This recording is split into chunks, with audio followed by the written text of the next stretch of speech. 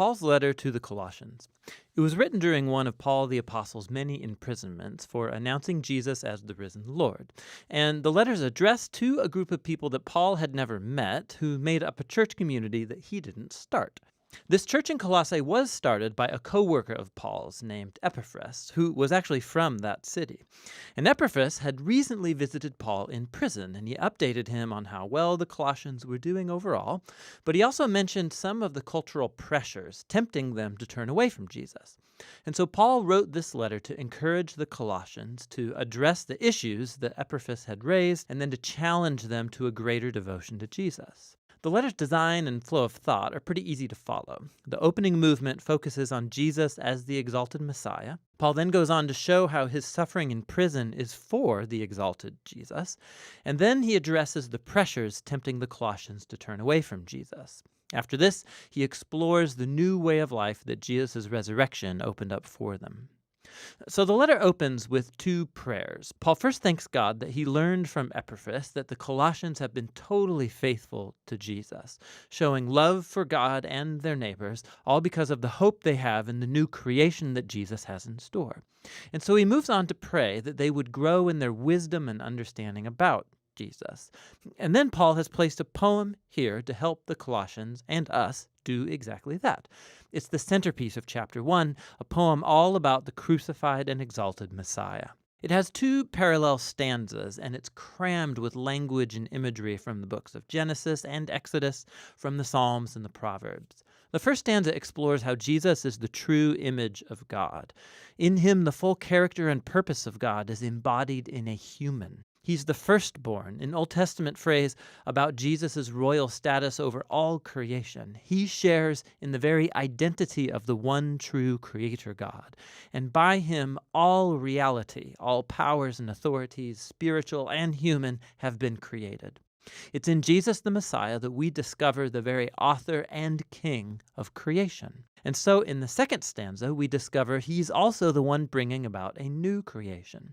He's the head of a new body, which refers to Jesus' people, who are the new humanity, of which his own resurrection existence is a prototype. In him, God's glorious temple presence dwells, and so it's through Jesus' death and resurrection that God has reconciled himself to humanity, to all spiritual powers, to all of creation.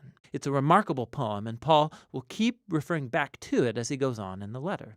So he first shows how the truth of this poem transforms his own experience of suffering in prison. He's being punished for announcing to the Greek and the Roman world that Jesus is the resurrected Lord and King of all. And so his suffering, he thinks, is not a sign of defeat. It's actually his way of participating in Jesus' own suffering done as an act of love. And so his hardships are actually a cause for joy. He's imprisoned for the surprising news that Israel's resurrected Messiah is creating a new multi-ethnic family. And more, just as the divine glory dwelt in Jesus, so Jesus dwells in and among his international family. Or as Paul says, the Messiah is in you all, the hope of glory. Paul then addresses the cultural pressures that are tempting the Colossians to turn away from Jesus.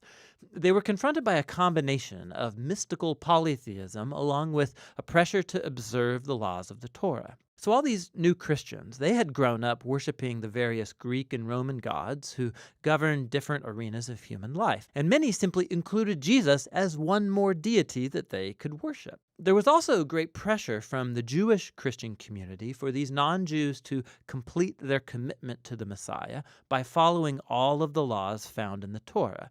Specifically, he mentions eating a kosher diet, observing sacred days, and circumcision. It's very similar to the problem he addressed in the letter to the Galatians. For Paul, to give in to either of these temptations is compromise. It's a failure to grasp who Jesus really is and what he did on their behalf. The Colossians used to live in fear of spiritual powers and elemental spirits, as Paul calls them. But Jesus triumphed over these through his death and resurrection. He freed the Colossians from any obligation to them. In the same way, Jesus fulfilled on our behalf all of the laws of the Torah, which never had the power to transform the selfish human heart anyway. And so what Jesus did in his life and death and resurrection, it lacks nothing. It doesn't need to be supplemented by following the laws. He is the reality to which all of the laws of the Torah were pointing anyway. Instead of the laws, followers of Jesus have the power of his resurrection to change them, which is what he goes on to explore. Following Jesus means joining his new humanity because their lives have now been joined to the risen Jesus' life. And this is why Paul challenges the Colossians to set their minds on things above, where the Messiah is seated or rules at God's right hand. Now, Paul doesn't mean here, think about how you'll one day leave earth and go to heaven. Rather, the heavens are the transcendent place from which Jesus rules now over all of creation. And from there, he will one day return here to transform all things. Or, as Paul says, when the Messiah who is your life is revealed, you too will be revealed with him in glory. So Paul challenges them to live in the present as the kinds of new humans they will one day become. He uses the image of their old humanity, characterized by distorted sexuality and destructive speech. For Christians, that humanity died with Jesus and has been replaced by his own new humanity, which is characterized by mercy and generosity, by forgiveness and love. And this humanity, it transcends the ethnic and social boundary lines of our world to create, in Paul's words, a people where there is no one Greek or Jewish, circumcised or uncircumcised, slave or free, but the Messiah is all and is in all people. Paul then gets really practical, and he shows the Colossians what this new humanity might look like in a first-century Roman household, which was a highly authoritarian institution where the male patriarch held the power of life and death over his wife and children and slaves. Not so in a Christian household. Here, the risen Jesus is the true Lord.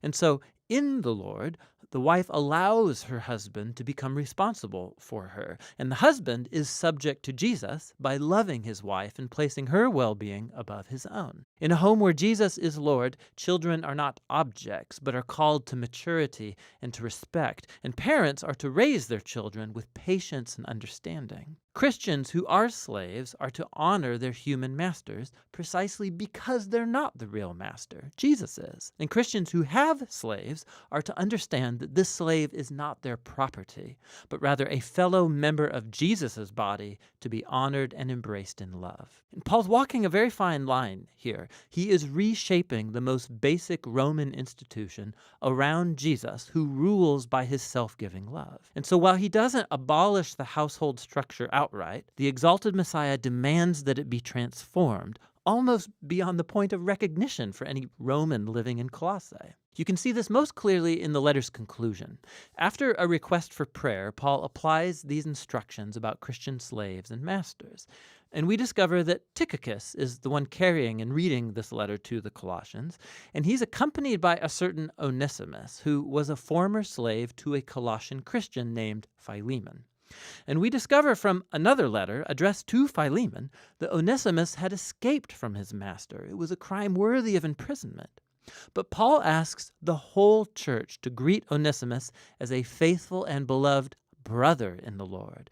And then in the letter to Philemon, Paul says that he should receive Onesimus no longer as a slave, but as a brother. Talk about ending the letter with a punch. So in the letter to the Colossians, Paul is inviting us to see that no part of human existence remains untouched by the loving and liberating rule of the risen Jesus.